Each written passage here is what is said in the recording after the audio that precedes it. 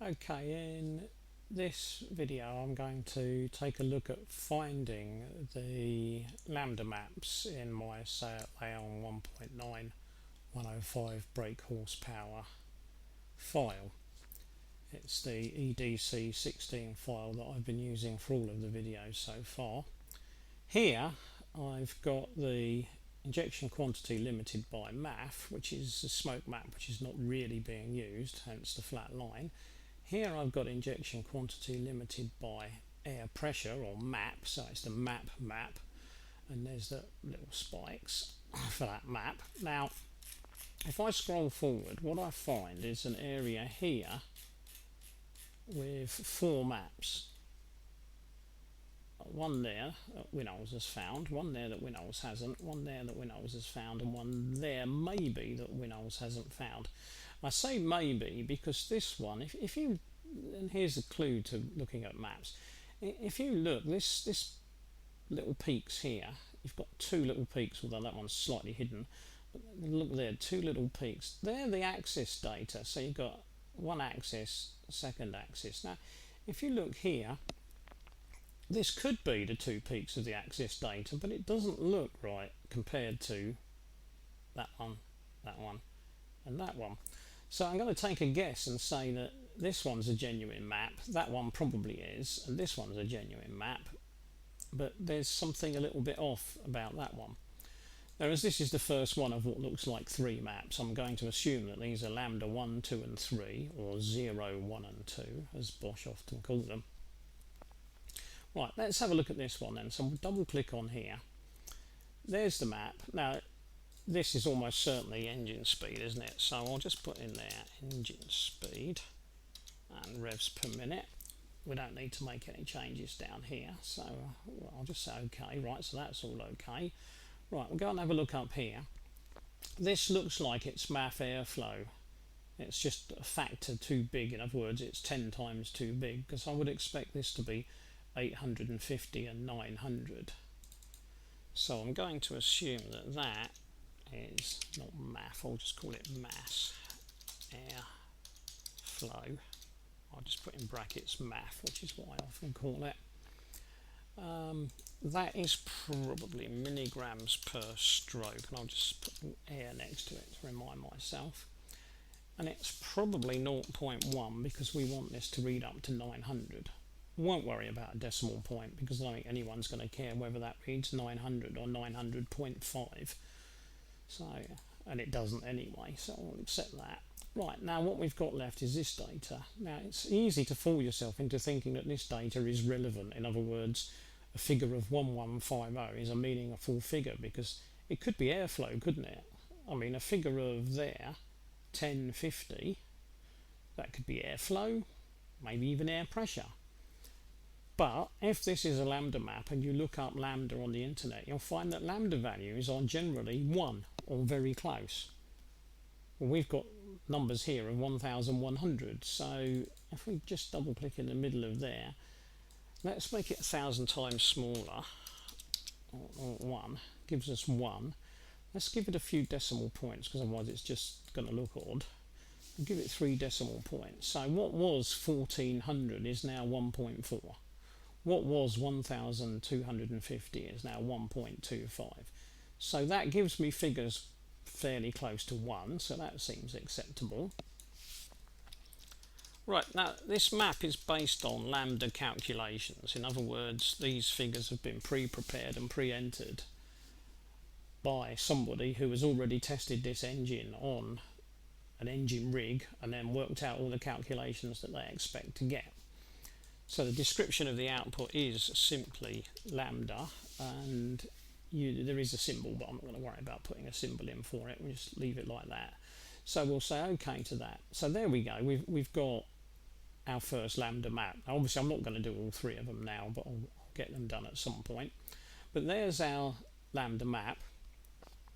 Revs per minute, amount of air. If I stretch that out a little bit up to about 900. There's our lambda values. Now I don't want to make a big fuss about what lambda means, but if we just pick this region in the middle, we can see it's about 1, as I said. Now lambda is effectively the air-fuel ratio that you've got, in other words the current air-fuel ratio, divided by an ideal air-fuel ratio. Now I don't know exactly which ideal air-fuel ratio the designers use, but there's a fair chance that they use 14.6, but they might have used 14.5. People often do, just because it's convenient. They could have used 14.7. But I tend to use 14.6 myself, so I'm going to assume they use 14.6. So all these figures that are 1 will have been calculated by dividing 14.6 by 14.6, and then the answer of course is 1. These figures here that are less than 1 will have been produced by using a value for the current air fuel of less than 14.6. So in other words, they will have used a figure of, say, just about 14, divided it by 14.6, and got an answer of less than 1. So in other words, when you see less than 1, it means that the amount of air was reduced. So correspondingly, the amount of fuel must be increased, even if it hasn't increased, because as a ratio it's gone up. So the amount of fuel as a ratio has gone up, and so therefore it must be a richer mixture. So when you see a lambda figure of less than 1, you've got a rich mixture, or at least a richer mixture than ideal. Here we've got values slightly above or a little bit more above 1.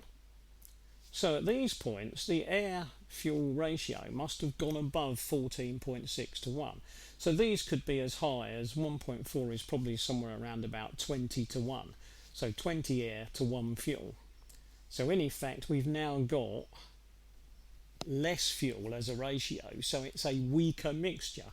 So a number bigger than 1 is a weaker mixture. So what we've got here then is a slightly stronger mixture, which is down near our idle speed, so it's not that surprising. An ideal mixture somewhere in the middle, just before boost kicks in. And then we've got a weaker mixture once boost has kicked in. Now this is pretty normal for any diesel engine. You would expect to find figures in the region of 1.2, 1.25 with a diesel engine, because the vast majority of diesel engines run a little bit air rich because they are happy to run on a much weaker mixture than many petrol engines could cope with. So that's why you expect to see numbers of say 1.2 or 1.25. Right, now if I just close that and get that out of the way for a moment then. So that's that one map. Now obviously, so we've got one lambda map there, we've got another one there which we will have to put the access data in for ourselves, and we've got another one there. That one, obviously, if I double click, will open just like this one did. This one I need to put the information in myself. So if I go and look at that one in text view, there it is. There's the axes data, 16 by 13. So if I go and look for the start of the map, it's 850, 950. We think it stopped at 900, don't we? So if we take that back there to 950, 1, 2, 3, 4, 5, 6, 7, 8, 9, 10, 13. So I've got 13. So that's 13 columns. 2, 3, 4, 5, 6, 7, 8, 9, 10, 11, 12, 13, 14, 15. I've got 16 columns there. For once it's easy to tell that I've got everything right, because there's the axes data and I'm going to hit the next map straight away, so this must be the correct block. So I've selected that, so if I press K, with a bit of luck, and it has, it's found the data that it needs. Look, there it is, it's just gone and found that and put that in. So whereas it hadn't found it originally, it now has. And obviously I could now make the same changes I did on the previous map, but I won't bother at this point. So let's get rid of that. So that's just get rid of the highlight, and I'll go back to it as there. So there's that one, and then of course if I double click on that one now, I'll just get rid of it. But now I've got 1, 2, 3 lambda maps and a possible lambda map here. Now I may come back to this one in another video, because I know from past experience that people do ask me about these odd bits of map that are, you know, looking like the real thing but may not be the real thing. So I may come back to that in a later video. But for now I'll stop here.